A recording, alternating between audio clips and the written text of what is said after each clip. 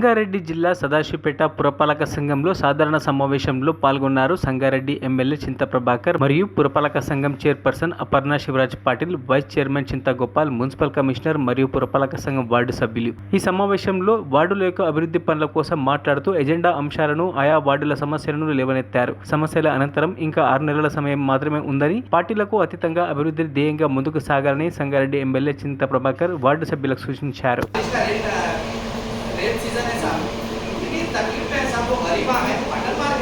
Market కూడా అది అర్ధాంతరంగా ఆపి మరి నిధులు కూడా దాన్ని నిలుపుదల చేసిండ్రు. అది కూడా దానికి లెటర్ పెట్టాల్సిన అవసరం ఉంది. మరి ఇటువంటి ఏమున్న సదాశివపేట అభివృద్ధికి సంబంధించి మౌలిక సదుపాయాలు మెరుగానే చేసుకోవడానికి నా వంతుగా నేను ఎప్పుడు కౌన్సిల్కి పూర్తి సహకారం అందిస్తాను తెలియజేసుకుంటూ, మరి ఈ వర్షాకాలం సంబంధించి వర్షాకాలం వచ్చే వ్యాధులు మరి చాలా ఇబ్బందికరంగా ఉంటాయి కాబట్టి వాటికి సంబంధించి తీసుకోవాల్సిన జాగ్రత్తలన్నీ కూడా మరి అధికారులందరూ తీసుకోవాలి. ఈ నీళ్లు స్టాగ్నేషన్ ఉంటే దోమలు గుడ్లు పెట్టి దాని నుంచి చాలా రకాల వ్యాధులు వస్తాయి. మరి అవి కూడా రాకుండా నివారించుకోవాల్సిన అవసరం ఉంది.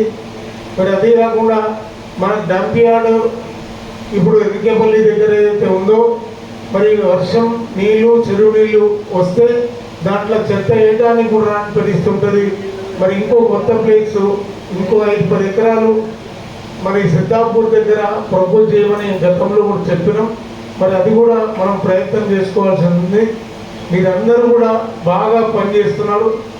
బాగా పనిచేస్తున్న తిరుగు నా వంతుగా నేను ధన్యవాదాలు చెప్తా ఉన్నా.